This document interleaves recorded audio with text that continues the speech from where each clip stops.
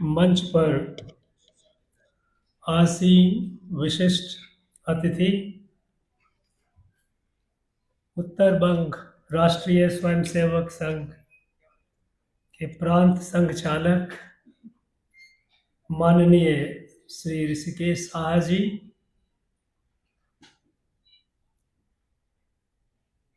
सिलीगुड़ी महानगर के संघ चालक माननीय डॉक्टर अमिताभ मिश्रा जी, उत्तर बंग प्रांत कार्यकारी सदस्य श्री सदन कुमार पॉल जी, प्रांत प्रचार प्रमुख उत्तर बंग श्री समीर कुमार घोष जी, यहाँ उपस्थित सारे विशिष्ट अतिथि,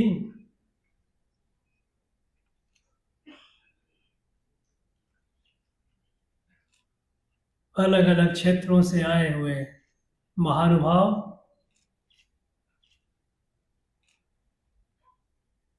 हमारे युवा साथी, भाइयों और बहनों,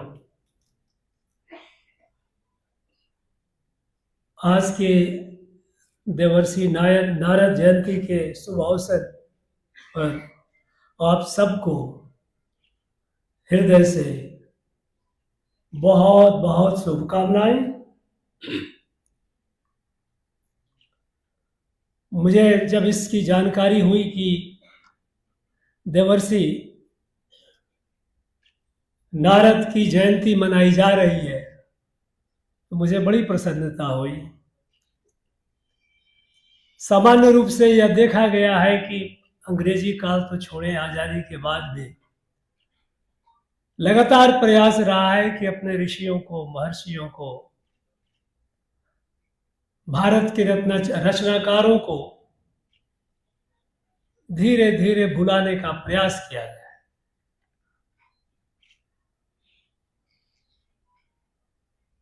और अब बदलते हुए वातावरण में जो बदल रहा है और हम सब इसकी अनुभूति कर रहे हैं, जब हम देवर्षि नारद की जयंती का पर्व मना रहे हैं तो यह हम सब के लिए अपार हर्ष का विषय है। इस अवसर पर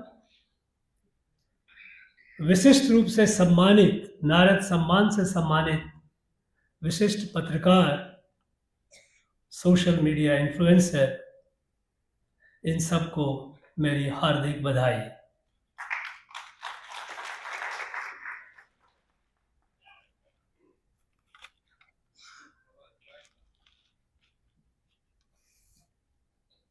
देवर्षि नारद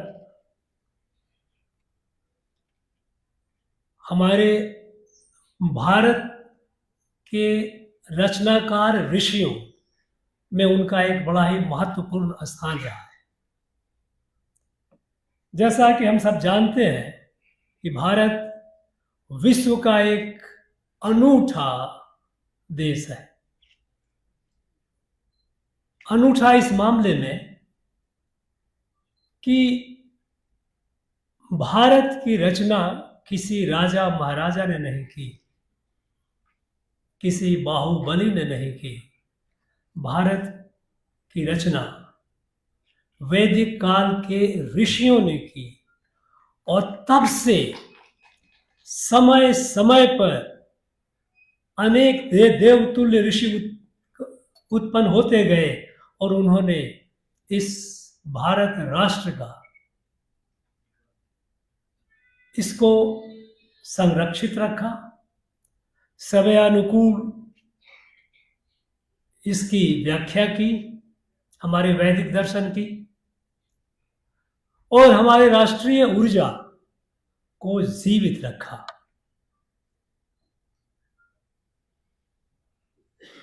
देवर्षि नारद का योगदान, अनेकों योगदानों में दो महत्वपूर्ण क्षेत्र हैं जिसमें उनका विशेष योगदान रहा। एक तो ये कि जब वेदों में उल्लेखित सत्य और ज्ञान की परिभाषा आम लोगों के लिए जब हमारे ऋषियों ने की, उस सत्य ज्ञान की कि पूरी सृष्टि, व्यष्टि, समष्टि और सृष्टि, इंडिविजुअल, सोसाइटी एंड क्रिएशन, ये सब एक है, एक परिवार है। और ये पूरा परिवार उस परमेष्टि, उस ब्रह्म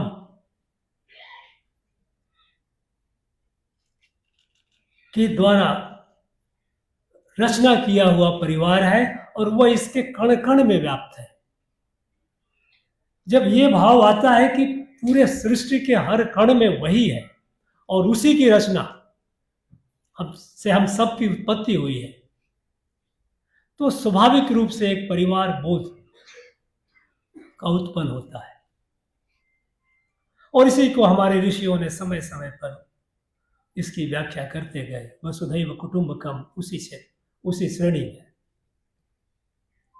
उस पर ब्रह्म की अनुभूति कैसे करें। सामान्य व्यक्ति के लिए ये बड़ा ही दुर्लभ कार्य है। अनेक अनेक मार्ग हमारे ऋषियों ने दिए, कर्म योग, भक्ति योग, ज्ञान योग, षड दर्शन, अलग अलग। इसमें एक मार्ग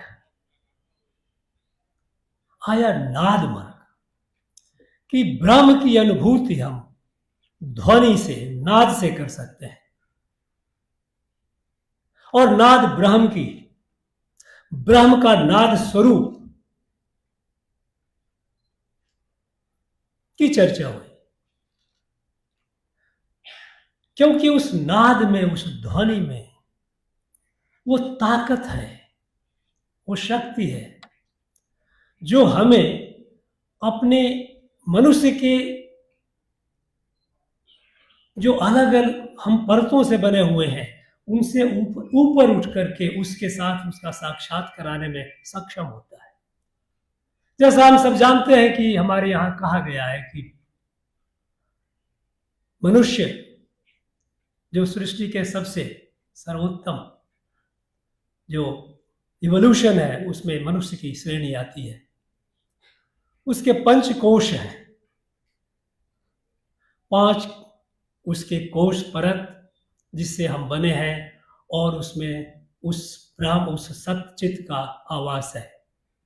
अन्नमय कोश जो अन्न से बना हुआ शरीर, प्राणमय कोश, प्राण वायु, रक्त का संचालन, ऊर्जा, मनोमय कोश जिससे हमें संवेदना मिलती है, सर्दी, गर्मी, इच्छाएं स्वतः, विज्ञानमय कोश जिसमें हम बुद्धि से, विवेक से हम सोचते हैं क्या सही क्या गलत।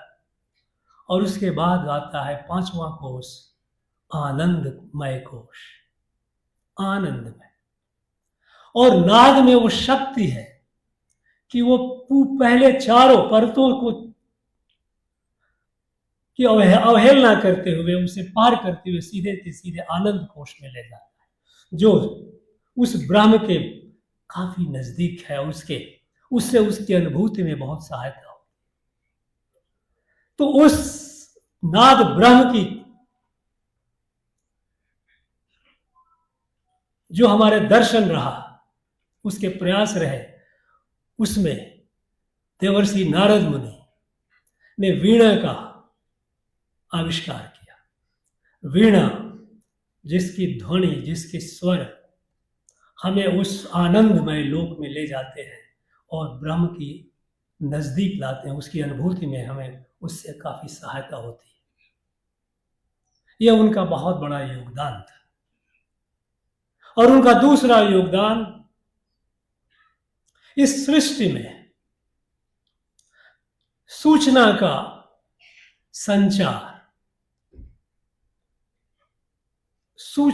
संचार, इंफॉर्मेशन का, कम्युनिकेशन का शेयरिंग। हमारे यहाँ यह मान्यता है कि सृष्टि के जो मूल तत्वों के धारक देव हैं, उन देवों के बीच कहीं कोई भ्रांति न हो आपस में, उनके बीच सही जानकारी। वो कभी नारद मुनि के बारे में हम सब जानते हैं, कभी स्थिर बैठने वाले नहीं, हमेशा ही चलते रहते हैं, पूरी सृष्टि में उनका चक्कर लगाना है उनका। और हर जगह किसी के मन में कहीं कोई आशंका हो तो जाकर उसे दूर करते थे कि ये गलत नहीं, सही बात ही है।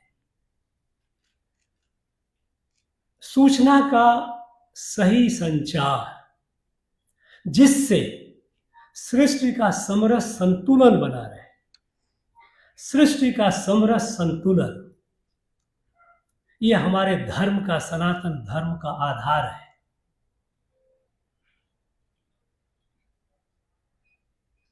और आज के युग में इसका महत्व और भी बढ़ जाता है। आज हम देख रहे हैं कि किस तरह से तरह तरह से भ्रांतियां फैलाने का प्रयास किया जा रहा है। तो इस समय इंफॉर्मेशन की सही कम्युनिकेशन, ट्रांसमिशन, उसका सही संचार अत्यंत आवश्यक हो जाता है समाज में संतुलन बनाए रखने के लिए।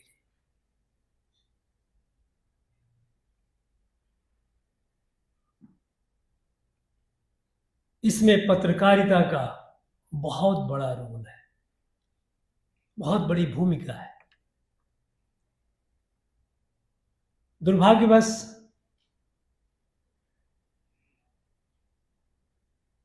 आजादी के बाद, जब तक अंग्रेजों के का शासन रहा तो उस समय की तो बात ही दूसरी थी, लेकिन आजादी के बाद भी स्वार्थ की राजनीति चल पड़ी। राष्ट्र की भावना से हम दूर होते गए। राष्ट्र क्या है, भारत क्या है, भारत को हम बस एक भूगोल के रूप में देखने लगे। ये एक क्षेत्र है, इसमें इतने राज्य हैं, इतनी भाषाएं हैं, तरह तरह की इसकी जो विविधता थी उसको भिन्नता के रूप में देखने का एक सिलसिला चल पड़ा, जो सिलसिला अंग्रेजों ने शुरू किया। उनका तो प्रयास ही था कि भारत की जो भावना है, इनकी जो पहचान है, पहचान जिसके मूल में विविधता में एकता का दर्शन है। मम आत्मा सर्वभूत आत्मा, सर्वभूतेषु येन ऐक्यम, सब एक ही है, विश्व बंधुत्व। अभी हमने सुना ऋषि कवि नरसिंह मेहता जी की रचना, वैष्णव जन तो तेने कहिए जो पीर पर आए जाते। ये हमारे भारत की हर एक भाषाओं में मिलेगी। नरसिंह मेहता जी जो उसकी गुजराती में रचना है, भारत की हर एक भाषाओं में। मैं तमिलनाडु में की प्राचीन ग्रंथों में इसकी प्रचुर मात्रा में इसकी चर्चा है। अभी लगभग 200 वर्ष पूर्व अंग्रेजी काल में वहां एक ऋषि उत्पन्न हुए, संत वल्ललाल। अंग्रेजों का पूरा प्रयास था कि वो सनातन संस्कृति को मिटा दी जाए। समाज बड़े कष्ट के दौर से गुजर रहा था। सरकार और सेना के बल पर धर्मांतरण किए जा रहे थे। उस बिखरते हुए समाज को संत वल्ललाल ने संभाला और उनकी जो एक मूल वाणी, वेद वाक्य था, तमिल में उसे कहते वाड़ी पैरे कंड पौधे नाम वाड़ी ने। मतलब कहने का तात्पर्य ये कि अगर एक तिनका को मैं मुरझाया देखता हूं तो मेरा दिल मुरझा जाता है। तो तिनका की आत्मा हमारी आत्मा है। सृष्टि के हर कण में, चाहे वो मनुष्य हो, पशु हो, प्लांट हो, वनस्पति हो, हर में वही ब्रह्म है। वो सब हम एक परिवार के, एक कुटुंब के सदस्य हैं, और उसकी वेदना हमारी वेदना है। ये हमारा मूल तत्व रहा। उसे मिटाने का प्रयास अंग्रेजों ने तो किया, बाद में हमारे शासकों ने इसका प्रयास वो करते गए, और धीरे धीरे इससे हम विस्मृत होते गए, उससे हम दूर होते चले गए। एक अलग विकृत मानसिकता को उत्पन्न करने का प्रयास किया गया। अलग अलग विदेशों में उपजी हुई जो विचारधारा थे, उन्हें यहां ला करके उसे प्लांट किया जाने लगा।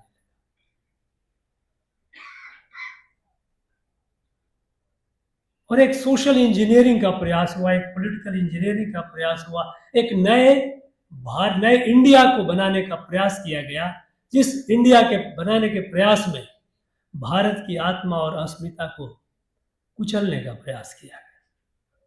परिणाम यह हुआ कि हम कहीं के नहीं रहे। अंग्रेजों के शासन के पहले भारत विश्व की सबसे बड़ी अर्थव्यवस्था थी। 19वीं शताब्दी के मध्य तक भारत विश्व की सबसे बड़ी अर्थव्यवस्था थी।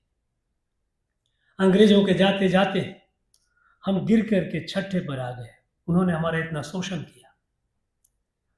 अपेक्षा थी कि आजादी के बाद हम अपना राष्ट्र का पुनर्निर्माण करें, लेकिन हमारी दिशा गलत चल पड़ी। हम एक नए पॉलिटिकल एंड सोशल इंजीनियरिंग, जिसका आधार भारतीयता नहीं थी, भारतीय संस्कृति नहीं थी, भारत का मूल चेतना नहीं, और उसको लेकर के एक यूरोपीय विचारधारा के साथ जब हमने प्रयास किया, तो 2014 आते आते हम जो छठी अर्थव्यवस्था थी, गिर करके 11वीं पर आ गए।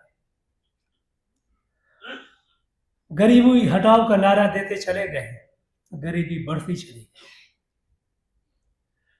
देश में हमारे कॉलेज, हॉस्पिटल बनते गए, लेकिन अस्वस्थों की संख्या, मरीजों की संख्या, कुपोषण के शिकार इन लोगों की संख्या बढ़ती चली गई, और भारत विश्व में हाशिए पर आ गया, मार्जिन पर आ गया।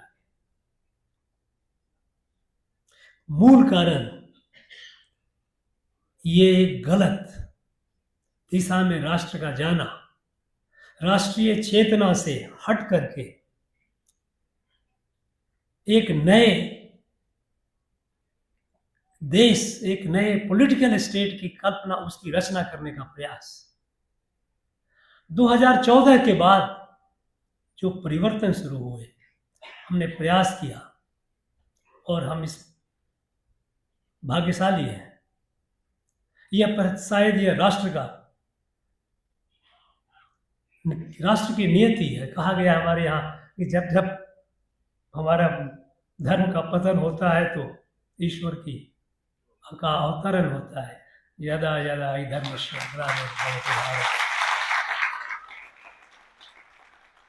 तो हम उस स्तर पर आ गए थे कि छोटे छोटे जिनकी कोई मियाद नहीं, जिनकी कोई औकात नहीं, वो सब हमें लेसन दे रहे थे। आप ऐसे करो, आप ऐसे करो, आप ऐसे संभालो, ऐसे संभालो। कैसे?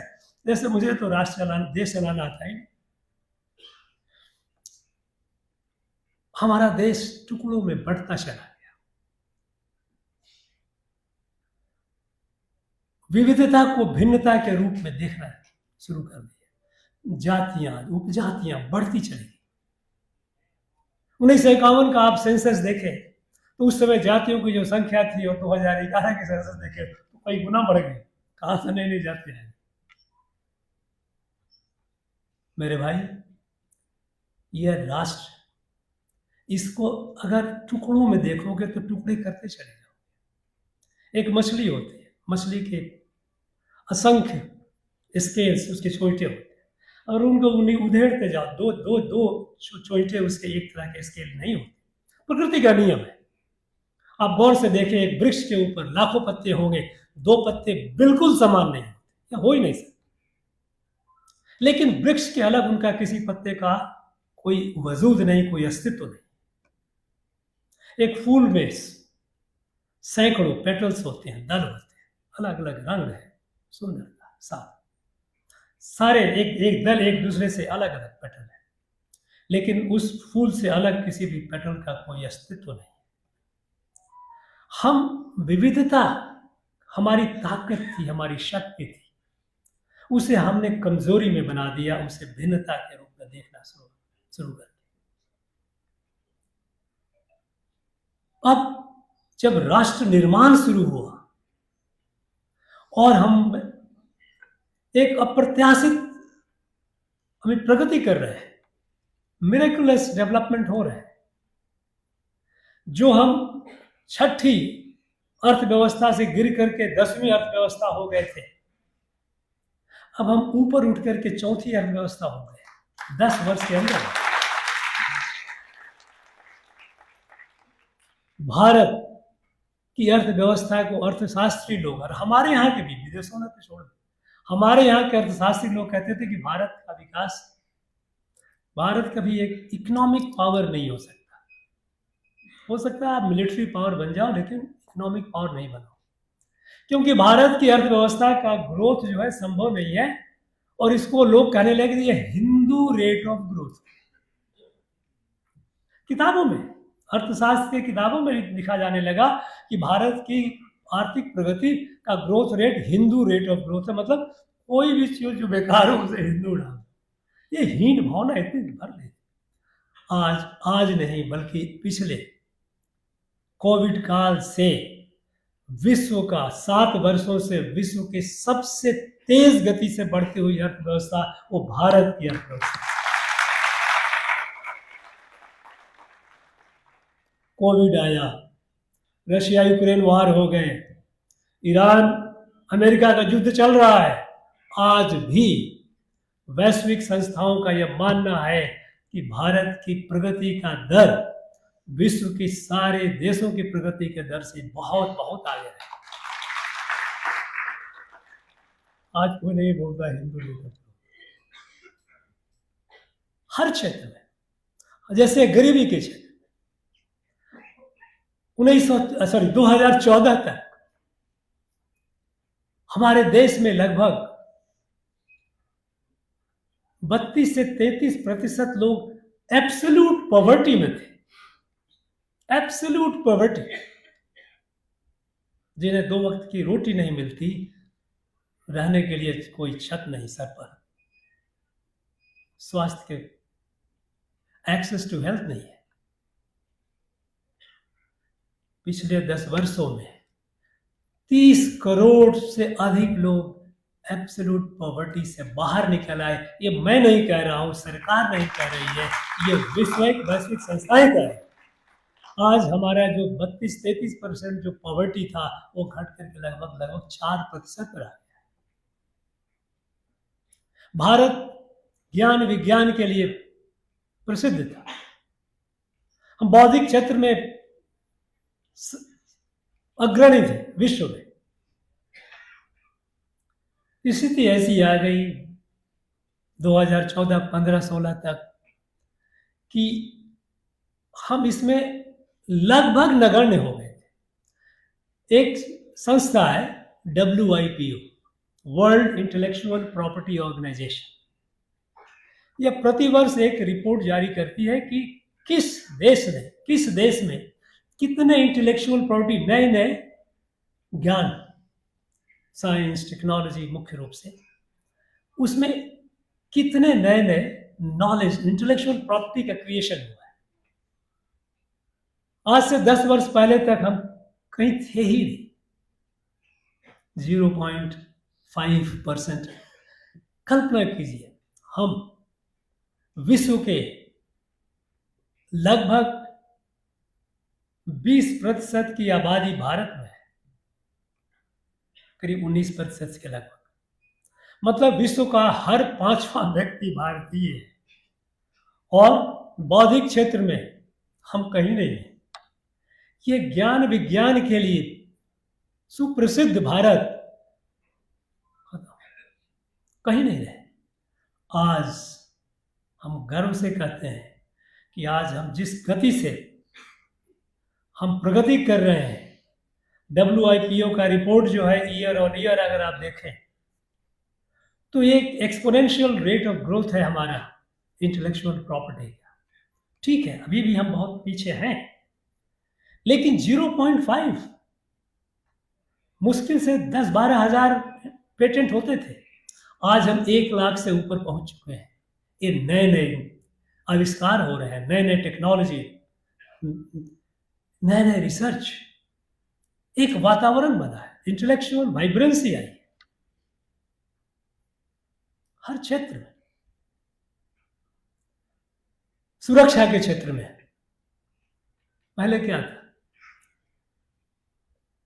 छोटा सा टुकड़ा भर का एक देश पड़ोसी हमारे यहाँ आतंकी घटना करके लोगों को मारकर चला जाए। कल्पना करें, हम सब ने देखा है, उस समय को भी देखा है, 26/11 का वो एक नेशनल ह्यूमिलिएशन का, कि बस मात्र 10 आतंकी आकर के मुंबई में वो आतंकी हमला करते हैं और लगभग 60 घंटे तक पूरा देश क्रोध से अपने आप को शर्मसार होते हुए देखता रहा टीवी पर कि वो आकर के नंगा नाच करते रहे। हम कुछ नहीं कर पाए, कुछ नहीं कर पाए तो वो तो एक अपनी जगह, अभी उसके जहां पर ये आतंकी घटना हुए थे वहां के लहू अभी सूखे भी नहीं थे कि भारत का प्रधानमंत्री और पाकिस्तान का प्रधानमंत्री शर्म शेख में जाकर के एग्रीमेंट एक साइन करते हैं, ज्वाइंट कम्युनिके, दोनों देश आतंक के शिकार हैं। ये हमारे लिए शर्म की बात। और जब आज के समय पुलवामा हुआ, हमने क्या किया, बालाकोट किया ना, उनके घर में घुस करके मारे कि नहीं?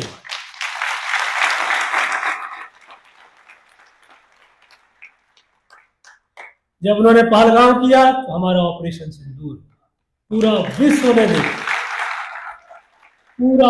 ने देखा कि किस तरह से भारत एक न्यूक्लियर आर्म कंट्री को, जो बार बार वो दिखाता था कि हमारे पास एटम बम है, मात्र 3 दिनों में उसकी कैसी स्थिति कर दी। इसके पूरे सभी सबूत पूरे विश्व के सामने है, इसे किसी को कहने की जरूरत नहीं। किस तरह से उन्हें निरस्त किया, किस तरह से उन्हें सजा दी गई और किस तरह से सैकड़ों आतंकियों को मार गिराया गया उन्हीं के घर में घुस। ये नया भारत है। नया भारत एक संकल्प के साथ आगे बढ़ रहा है। हमें इन छोटे मोटे देशों के साथ हमें तुलना नहीं करना, उनमें उलझना ही नहीं है। उन्हें अपनी जगह रहने दो, उनकी जो नियति है उसको झेलें। हमारा उद्देश्य, हमारा लक्ष्य कहीं और है। हमारा लक्ष्य 2047 तक, जब भारत अपनी आज़ादी का 100वां वर्षगांठ मना रहा हो, उस समय भारत एक पूर्ण विकसित भारत, और पूर्ण विकसित भारत का तात्पर्य कि हम आर्थिक दृष्टि से, वैज्ञानिक और औद्योगिकी की दृष्टि से, सामरिक दृष्टि से, मिलिट्री पर्सपेक्टिव से और सांस्कृतिक पर्सपेक्टिव से, सारे हम शिखर पर हो। हमें उस लक्ष्य को प्राप्त करना है, हमें वहां पहुंचना है। हमने बहुत समय खो दिए, हमारे पास न तो खोने के लिए अब 1 सेकंड का समय है, और नहीं मेरे पास और हमारे पास वो विकल्प है कि हम धीरे धीरे रेंगते हुए बढ़े। हमें तेज दौड़ लगानी ही पड़ेगी और हम तेज दौड़ लगा रहे हैं। और हर क्षेत्र में, आज से 2 साल पहले तक आर्टिफिशियल इंटेलिजेंस की चर्चा होती थी, वो कहते थे कि भारत में क्या है, वो तो सब, और आज पूरा विश्व मानता है कि आर्टिफिशियल इंटेलिजेंस में भारत आज विश्व में 3रे नंबर पर आ गया है। और वो दिन दूर नहीं है कि जब हम अग्रणी होंगे। क्योंकि हमारे यहाँ वो सामर्थ्य है। हमने संकल्प भी लिया है, हमने संकल्प लिया कि हम उस लक्ष्य तक पहुंचेंगे। हमारे अंदर सामर्थ्य है और हमारे अंदर वो आत्मविश्वास भी है। लेकिन आज प्रयास हो रहा है हमारे आत्मविश्वास को तोड़ने का, उसे कमजोर करने का, और हमारे लोग कर रहे हैं। बाहर का तो कर ही रहा है, बाहर के लोग तो करेंगे ही करेंगे, वो तो समझ में आती है। लेकिन हमारे लोग, हमारी संवैधानिक संस्थाओं के ऊपर प्रश्न चिन्ह लगाए हैं, उनकी क्रेडिबिलिटी के ऊपर क्वेश्चन मार्क लगाया जा रहा है। जब कोई जजमेंट हमारे फेवर में नहीं आए तो कह दें कि कोर्ट कॉम्प्रोमाइज है। जहां हम इलेक्शन जीत जाए तो ठीक है, हार जाए तो कह दें कि वोट चोरी हो गई। ये क्या हो रहा है? ये प्रयास है भ्रांति फैलाने, देश के मनोबल को तोड़ने का प्रयास है।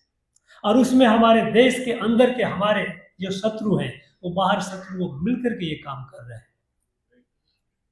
इस समय भारत में सही सूचना, सही जानकारी भारत के लोगों को देने की एक महत्वपूर्ण उत्तरदायित्व हमारे पत्रकार बंधुओं को है।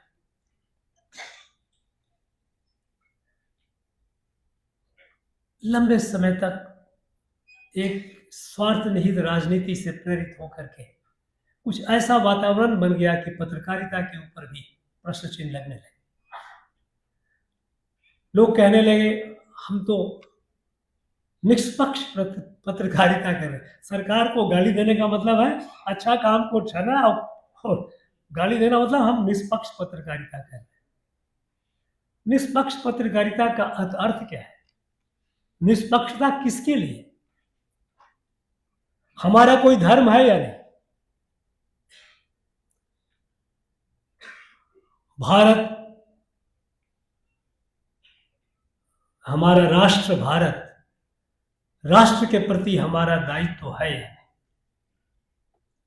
हमारे कोई भी कदम अगर उस राष्ट्र को अहित करता है तो उसे हम निष्पक्ष नहीं कर सकते।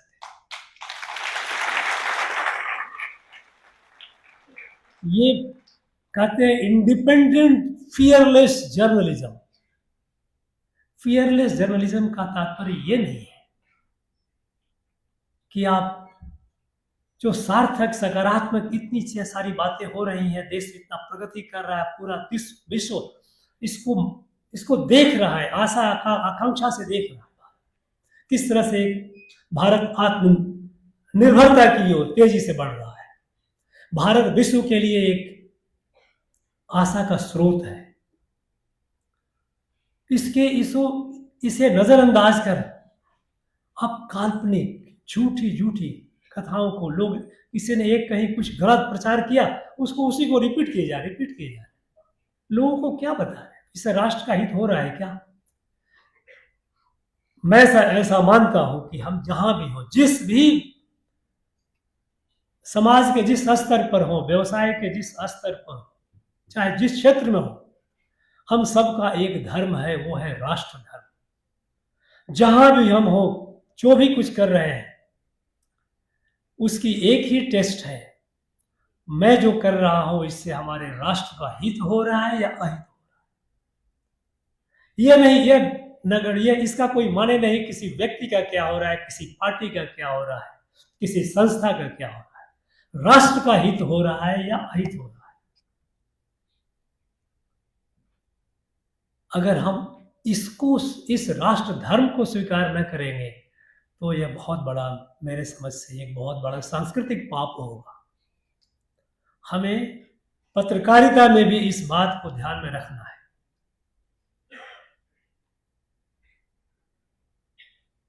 उत्तर बंग जहां हम अभी हैं, यह एक बड़ा ही संवेदनशील क्षेत्र है, सामरिक दृष्टिकोण से, सांस्कृतिक दृष्टिकोण से। यहाँ की एक अपनी समस्या है। इनको उनको उजागर करना, यहाँ क्या हो रहा है लोगों की जिंदगी में, समाज की जिंदगी में कौन कौन सी समस्याएं आ रही हैं, इनको उजागर करना, इनके बारे में चर्चा करना, ये हमारा दायित्व है। इस क्षेत्र में सामरिक चुनौती के साथ साथ एक बहुत बड़ी सांस्कृतिक चुनौती, हमारा एक सिविलाइजेशनल चैलेंज है यहां,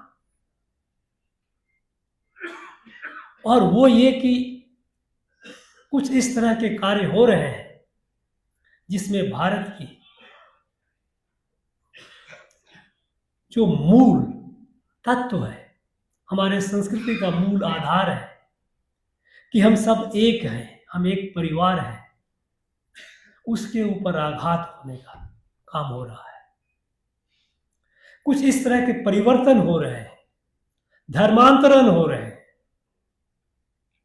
धर्म की स्वतंत्रता के नाम पर, धर्म को रिलीजन से कंफ्यूज करके एक फ्रीडम ऑफ रिलीजन के नाम पर एक प्रयास चल रहा है, और बड़े सुनियोजित प्रयास चल रहा है।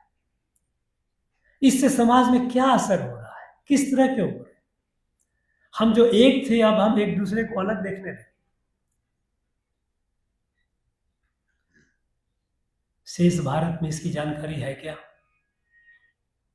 मैं मानता हूं कि व्यवस्था और शासन और समाज के बीच एक दूरी है जिसे पाटने की जरूरत है, और इस दूरी को हम पाट तभी सकते हैं जबकि हम समाज के बारे में सही जानकारी दें। मेरा व्यक्तिगत अनुभव है, आज से लगभग 36 वर्ष पूर्व जब मैं गृह मंत्रालय में आया और मुझे उत्तर पूर्व में के सेवा का दायित्व मिला, तो मुझे सबने यही बताया कि उत्तर पूर्व के लोग अलग हैं, अंग्रेजी राज्य नहीं होती तो ये तो अलग था ही, वहां पर 200 जनजातियां या जातियां पता नहीं क्या क्या है, आपस में सब लड़ते रहते हैं।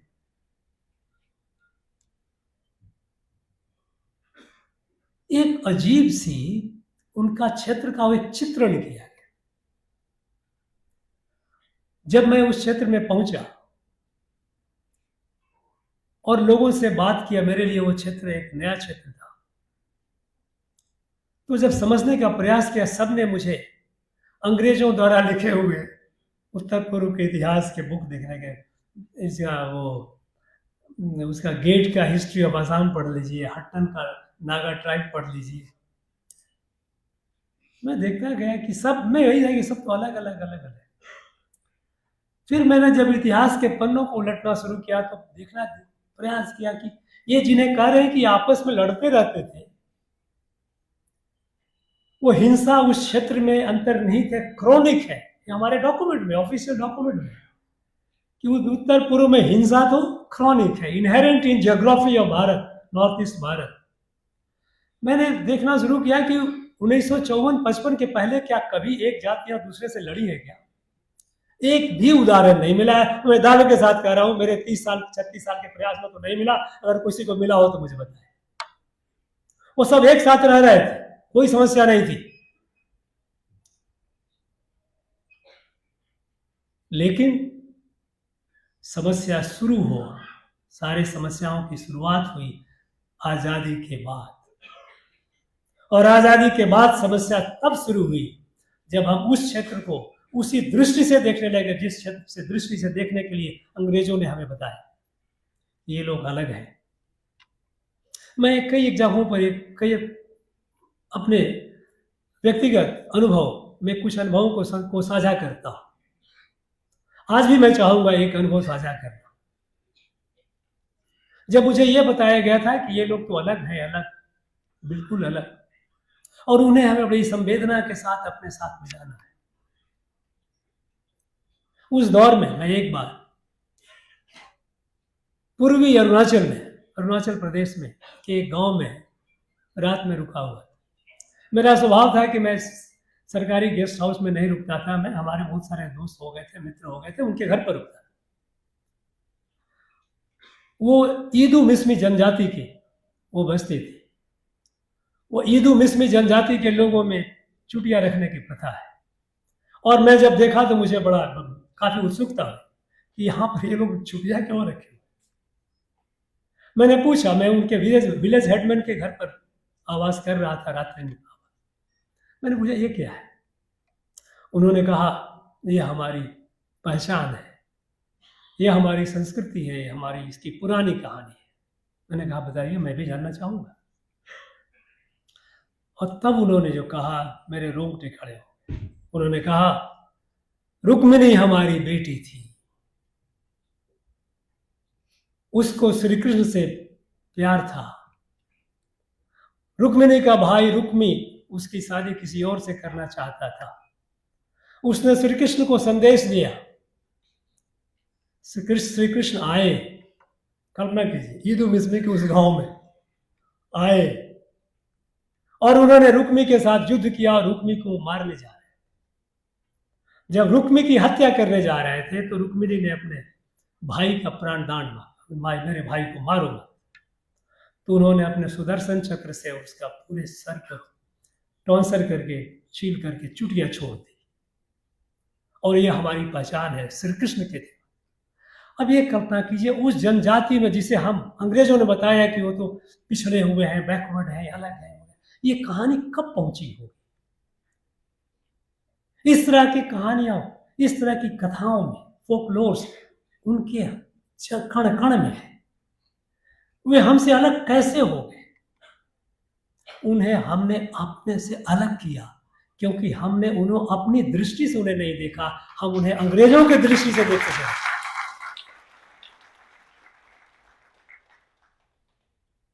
और आज भी ये प्रयास लोग कर रहे हैं।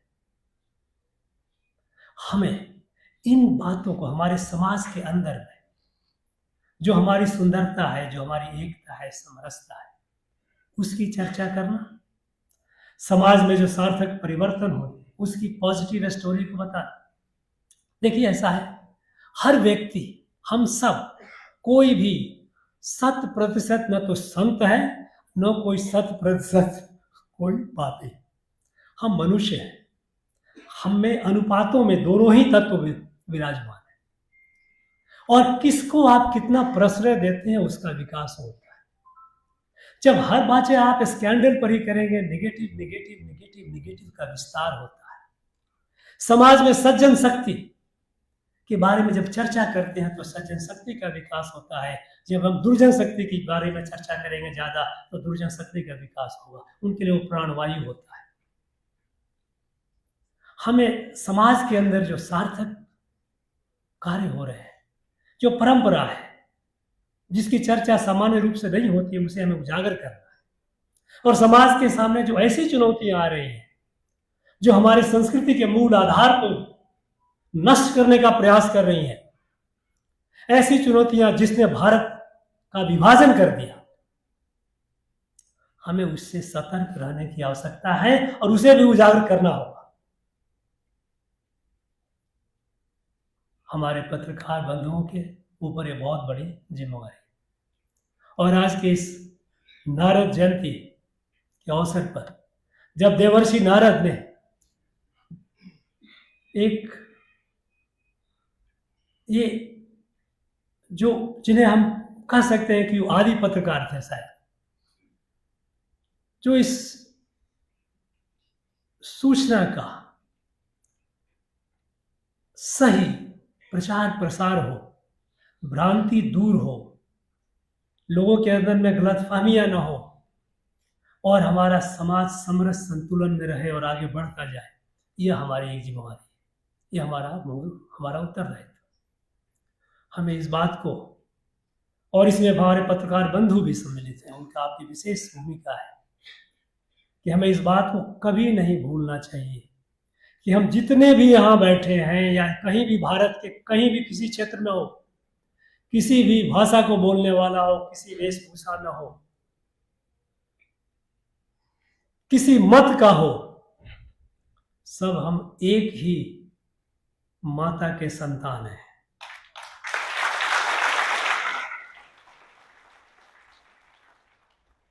जब ऋषि बंकिम चंद्र ने वंदे मातरम की रचना की,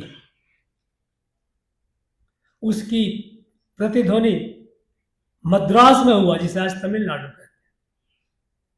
वहां महाकवि सुब्रमण्यम भारती ने इसका तमिल में अनुवाद किया और इसके ऊपर पूरे तमिल क्षेत्र में क्रांति की लहर दौड़ पड़ी।